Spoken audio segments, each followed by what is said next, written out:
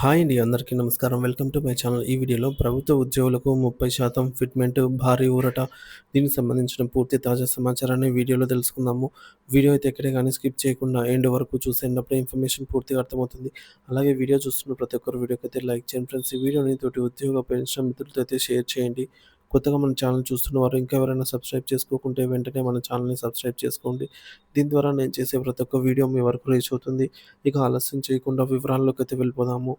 Friends ఇక విషయానికొచ్చినట్లయితే ప్రభుత్వ ఉద్యోగులు, ఉపాధ్యాయులు పెన్షన్ల సమస్యల పరిష్కారం విషయంలో ప్రభుత్వం అవలంబిస్తున్నటువంటి కమిటీల పేరుతో కాలయాపన ధోరణిపై తెలంగాణ ఉద్యోగ సంఘాల ఐక్య కార్యాచరణ సమితి జేఏసీ తీవ్ర అసంతృప్తి, ఆగ్రహం వ్యక్తం చేసింది. ఇది ప్రభుత్వ చేతగానితనానికి, ఉద్యోగుల పట్ల వారికున్న నిర్లక్ష్య వైఖరికి నిదర్శనమని జేఏసీ చైర్మన్ మారం జగదీశ్వర్, సెక్రటరీ జనరల్ ఏలూరి శ్రీనివాసరావు ఒక ప్రకటనలో మండిపడ్డారు.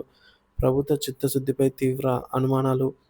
ఈ సందర్భంగా వారు మాట్లాడుతూ ఉద్యోగుల సమస్యల పరిష్కారం కోసం ఉప ముఖ్యమంత్రి శ్రీ మల్లు భట్టి విక్రమార్క అధ్యక్షతన మంత్రులు శ్రీధర్ బాబు, శ్రీ పొన్నం ప్రభాకర్లతో ఒక మంత్రివర్గ ఉపసంఘాన్ని, మరోవైపు సీనియర్ ఐఏఎస్ అధికారులు నవీన్ విఠల్, లోకేష్ కుమార్, కృష్ణ ఆదిత్యులతో మరో కమిటీని ఏర్పాటు చేసి నెలలు గడుస్తున్నాయి. కానీ ఇంతవరకు ఒక్క అడుగు కూడా ముందుకు పడలేదు. కమిటీలు వేసి చేతులు దులుపుకోవడం తప్ప సమస్యలను పరిష్కరించాలనే చిత్తశుద్ధి ప్రభుత్వంలో కొరవడింది అని తీవ్రంగా విమర్శించారు.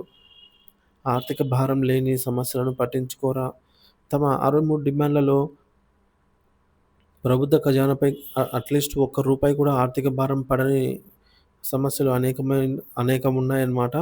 ఈ మేరకు వారు గుర్తు చేశారు. మేము విధించిన ఆగస్టు 15 గడువు ముగిసినా కనీసం ఈ ఆర్థిక భారం లేనటువంటి డిమాండ్లను కూడా పరిష్కరించకపోవడం దారుణం. ఇది ఉద్యోగుల పట్ల ప్రభుత్వం ఎంతటి ఉదాసీన వైఖరితో ఉందో స్పష్టం చేసింది.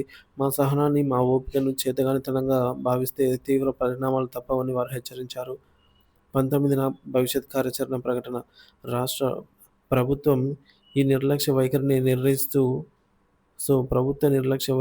నిరసిస్తూ తమ భవిష్యత్ కార్యాచరణను రూపొందించడానికి ఈ నెల 19 అంటే రేపటి రోజున జేఏసీ అత్యవసర సమావేశం ఏర్పాటు చేయనున్నట్లుగా వారు వెల్లడించారు.